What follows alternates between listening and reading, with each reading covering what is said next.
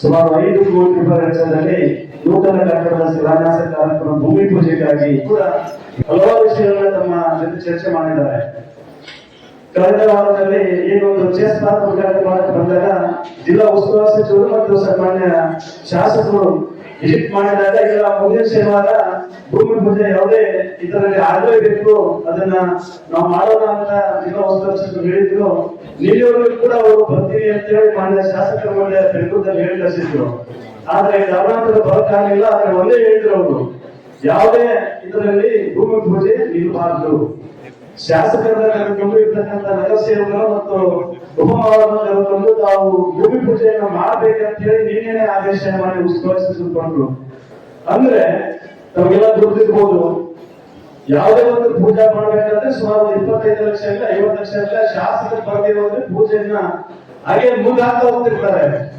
ಆದ್ರೆ ತಮ್ಮದೇ ಇಲಾಖೆಯಿಂದ 5 ಕೋಟಿ ರೂಪಾಯಿ ಮೊತ್ತದ ಒಂದು ಅನುದಾನ ಕೊಟ್ಟರೂ ಕೂಡ ಕೆಲಸ ಮಾತ್ರ ನಿಲ್ಬಾರ್ದು, ಕೆಲಸ ಟೈಮ್ದಲ್ಲಿ ಸರಿ ಸಮಯ ಆಗ್ಬೇಕು ಅಂತ ಉದ್ದೇಶವನ್ನ ನಮ್ಮ ಬೆಳಗಾವಿ ಜಿಲ್ಲಾ ಉಸ್ತುವಾರಿ ಸಚಿವರು ಮೊದಲಿಂದ ಕೂಡ ಇಟ್ಟಿದ್ದಾರೆ. ಅದಕ್ಕೆ ಉದಾಹರಣೆ ನಮ್ಮ ಈ 5 ಕೋಟಿ ರೂಪಾಯಿ ಭೂಮಿ ಪೂಜೆ. ಈಗಾಗಲೇ ತಮಗೆ ಗೊತ್ತಿರ್ಬೋದು, ಈ ದೇಶಕ್ಕೆ ಏನಾದ್ರೂ ಕೊಡೋದಾದ್ರೆ, ಮನುಷ್ಯನಾಥ ಹುಟ್ಟಿದಾದ್ಮೇಲೆ ಸಮಾಜಕ್ಕೆ ಏನಾದ್ರೂ ಕೊಡಬೇಕಾದ್ರೆ ಸರ್ಕಾರಿ ಶಾಲೆಗಳನ್ನ ಉನ್ನತ ಮಾಡಬೇಕು, ಸರ್ಕಾರಿ ಶಾಲೆಗಳಿಗೆ ಬೇಕಂತ ಮೂಲಭೂತ ಸೌಲಭ್ಯ ಕೊಡಬೇಕು ಅನ್ನೋದ ದಿಟ್ಟ ಹೆಜ್ಜೆ ಮತ್ತು ಮಹಾ ಆಶೆಯನ್ನ ನಮ್ಮ ಉಸ್ತುವಾರಿ ಸಚಿವರು ಇಟ್ಟಿದ್ದಾರೆ. ಕಾರಣ ಏನಪ್ಪಾ ಅಂತಂದ್ರೆ, ಈ ಸರ್ಕಾರಿ ಶಾಲೆಯಲ್ಲಿ ಕಲಿತಕ್ಕಂಥ ಮಕ್ಕಳು ಯಾರು? ರೈತಾಪಿ ವರ್ಗದ ಮಕ್ಕಳು, ಕೂಲಿ ಕಾರ್ಮಿಕರ ಮಕ್ಕಳು, ಬಡಜನರ ಮಕ್ಕಳು, ದೀನದಲಿತರ ಮಕ್ಕಳು.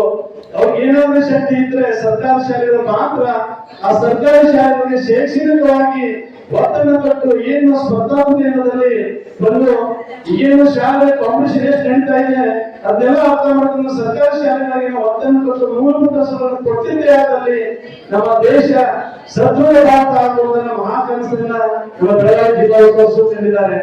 ಸುಮಾರು 20 ವರ್ಷಗಳಿಂದ ಗ್ರಾಮೀಣ ಭಾಗದ ರೈತರ ಮಕ್ಕಳಿಗೆ ಮತ್ತು ದೀನದಲಿತರ ಕೂಲಿ ಕಾರ್ಮಿಕ ಮಕ್ಕಳಿಗೆ ವಿಶೇಷವಾದ ಹಲವಾರು ಕಾರ್ಯಕ್ರಮವನ್ನು ಆಯೋಜನೆ ಮಾಡಿ ಈಗಾಗಲೇ ಮೇಡಮ್ ಅವರು ಹೇಳಿದ್ರು, ಸತೀಶ್ ಪ್ರತಿಭಾ ಪುರಸ್ಕಾರ ಸುಮಾರು 20 ವರ್ಷಗಳಿಂದ ಸಾವಿರಾರು ಮಕ್ಕಳಿಗೆ ಅವ್ರದೇ ಆದಂತ ಒಂದು ಕಲೆಯನ್ನ ಸತ್ವಗೊಳಿಸಿ ಜಿಲ್ಲಾ ಮಟ್ಟದಿಂದ ರಾಜ್ಯ ಮಟ್ಟಕ್ಕೆ, ರಾಜ್ಯ ಮಟ್ಟದಿಂದ ರಾಷ್ಟ್ರ ಮಟ್ಟಕ್ಕೆ ಬೆಳೆಯಲು ಅವಕಾಶ ಮಾಡಿಕೊಟ್ಟು ಸಾವಿರಾರು ಮಕ್ಕಳು ಈ ದೇಶದಲ್ಲಿ ಪುತ್ರರಾಗಿ ಹೊರಬಂದಿದ್ದಾರೆ. ಕರ್ನಾಟಕದ ಇತಿಹಾಸದಲ್ಲಿ ಸರ್ಕಾರಿ ಶಾಲೆಗಳಿಗೆ ಹೆಚ್ಚಿನ ಅನುದಾನ ಕೊಡೋದು ಯಾರಾದ್ರೂ ಶಾಸಕರು ಮಾತ್ರ ಹೇಳಿದ್ರೆ ಅದು ಸತೀಶನ ಜಾಗೃತಿ ಅಂತ ನಾವು ಹೇಳಬೇಕಾಗ್ತದ. ಯಾಕಂತಂದ್ರೆ ನಮ್ಮ ಎಂಟೋಮನೆ ಕ್ಷೇತ್ರದಲ್ಲಿ ಈಗಾಗಲೇ ನಮ್ಮ ಹೋಗಿದ್ದಾರೆ. ದುರ್ಗದವರಿಗೆ ಸುಮಾರು ಈಗಾಗಲೇ 2 ವರ್ಷದಲ್ಲಿ 750 ಶಾಲಾ ಕಾಲೇಜು ನಿರ್ಮಾಣ ಮಾಡಿದ್ದಾರೆ. ಬರ್ತಕ್ಕಂಥ 2 ವರ್ಷದಲ್ಲಿ ಸುಮಾರು 700 ಶಾಲಾ ಕಾಲೇಜು ನಿರ್ಮಾಣ ಮಾಡುವ ಗುರಿಯನ್ನು ಹೊಂದಿದ್ದಾರೆ. ಅದರಲ್ಲೂ ವಿಶೇಷವಾಗಿ ಬೆಳಗಾವಿ ಜಿಲ್ಲೆಯಲ್ಲಿ ಎಲ್ಲಿ ಸರ್ಕಾರಿ ಮಾದರಿ ಶಾಲೆಗಳಲ್ಲಿ ಅವರಲ್ಲಿ ಒಟ್ಟು ಸುಮಾರು ಕೋಟಿ ಗಂಟೆ ಮೊತ್ತವನ್ನು ಹಾಕಿ ಬರೀ ಬೆಳಗಾವಿ ನಗರದಲ್ಲಿ ಅಷ್ಟೇ ಅಲ್ಲ, ಬೆಳಗಾವಿ ಜಿಲ್ಲೆಯಲ್ಲಿ ವಿಶೇಷವಾಗಿ ಸರ್ಕಾರಿ ಶಾಲೆಗಳ ಮಕ್ಕಳ ಸಂಖ್ಯೆಯಲ್ಲಿ ಹೆಚ್ಚಿದೆ. ಆ ಶಾಲೆಗಳನ್ನು ಉನ್ನತೀಕರಣ ಮಾಡುವಂತಹ ಜವಾಬ್ದಾರಿಯನ್ನು ನಮ್ಮ ನಾಯಕರು ಸತೀಶ್ ಜಾರಕಿಹೊಳಿ ಹೊಂದಿದ್ದಾರೆ. ನಮ್ಮ ಎಂಬೆ ಮತಕ್ಷೇತ್ರದಲ್ಲಿ ಒಂದು ಮತಕ್ಷೇತ್ರಕ್ಕೆ ಸುಮಾರು 7 ಮಾದರಿ ಶಾಲೆಗಳನ್ನ ಕಟ್ಟುವುದರ ಮುಖಾಂತರ, ಒಂದು ಮಾದರಿ ಶಾಲೆಗೆ ಸುಮಾರು 300 ಕೋಟಿ ರೂಪಾಯಿಗಳನ್ನ ಕೊಡುವುದರ ಮುಖಾಂತರ ಇಡೀ ಎಂಬೆ ಮತಕ್ಷೇತ್ರದಲ್ಲಿ 7 ಮಾದರಿ ಶಾಲೆಗಳನ್ನು ಕಟ್ತಾ ಇದ್ದಾರೆ.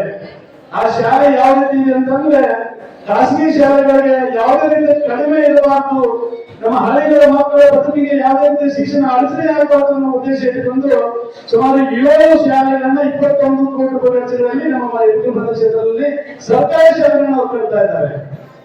ಅದಕ್ಕಾಗಿ ಇಂಥ ಶಾಸಕರು, ಇಂಥ ಸಚಿವರು ಸಿಕ್ಕಿರುವುದು ನಿಜವಾಗ್ಲೂ ಕೂಡ ನಮ್ಮ ಬೆಳಗಾವಿ ನಗರದ ಮತ್ತು ಬೆಳಗಾವಿ ಜಿಲ್ಲೆಯ ಪುಣ್ಯ ಅನ್ನೋ ಮಾತನ್ನ ಈ ಸಂದರ್ಭದಲ್ಲಿ